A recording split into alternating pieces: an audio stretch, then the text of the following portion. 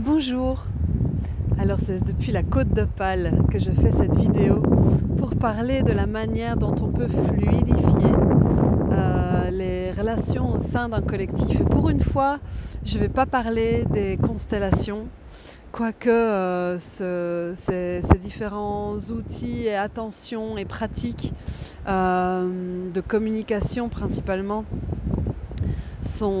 peuvent tout à fait nourrir et alimenter les constellations de projets. Au sein des collectifs, une des choses qui manque souvent, c'est la reconnaissance du travail accompli, la reconnaissance de l'investissement des équipes pour nourrir la raison d'être. La mer avance.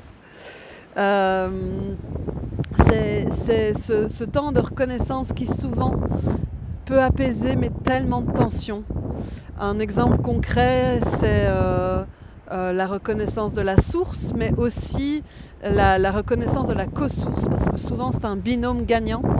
Et à un moment donné, la co-source va pousser à l'opérationnalisation et va prendre en charge énormément de travail pour réaliser, opérationnaliser, matérialiser. Et ce moment de reconnaissance permet de pouvoir apaiser beaucoup de choses. Si vous sentez par exemple que vous êtes dans un collectif où la source n'est pas nécessairement reconnue ou qu'elle peut être un peu malmenée, c'est peut-être parce que la source manque elle-même de moments de reconnaissance des co-sources ou des sources spécifiques. Ça, c'est un premier élément. Un deuxième élément pourrait être un moment de ritualisation pour sortir les épreuves qui se sont accumulées dans l'histoire du collectif. Donc la force du rituel, c'est que autour d'un moment commun qui peut se faire le soir autour d'un feu, qui se fait en dehors des bureaux. Je trouve que le faire appel à un rituel dehors est beaucoup plus en lien avec les éléments et permet au collectif de se rassembler dans un espace neutre et aussi très vivant. Et donc faire un rituel pour sortir l'épreuve de l'histoire du collectif, brûler des papiers, se remémorer des anecdotes qui ont été douloureuses, qui ont été frustrantes, qui ont été blessantes, valoriser les apprentissages de tout ça et dans un premier temps sortir, nommer les frustrations, les chagrins, les trucs qu'on ne veut plus vivre. Dans un collectif que je connais, ils ont fait ce rituel-là et il y a eu une personne qui a vraiment eu besoin d'exprimer sa peine pour toutes les épreuves vécues et une autre personne qui a eu besoin de crier, de sortir avec des sons, de taper et tout était autorisé parce que c'était le moment de ritualiser non, ça on veut plus vivre. Et ça a été dur. Là, il s'agissait d'un collectif qui avait mis en place quelque chose de très très fort au niveau de lutte sociale et écologique et qui s'est vraiment focalisé sur la cause et puis s'est rendu compte qu'il y avait eu des violences symboliques et relationnelles qui avaient eu lieu.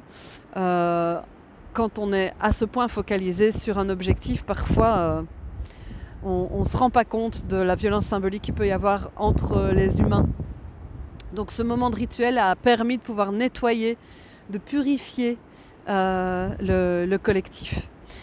Et puis le troisième outil dont j'avais envie de vous parler, c'est un outil qui vient de Florentine Dolnoy-Wang, qui au départ s'adresse aux couples, mais qui, quand il est appliqué au sein des collectifs, peut être très puissant.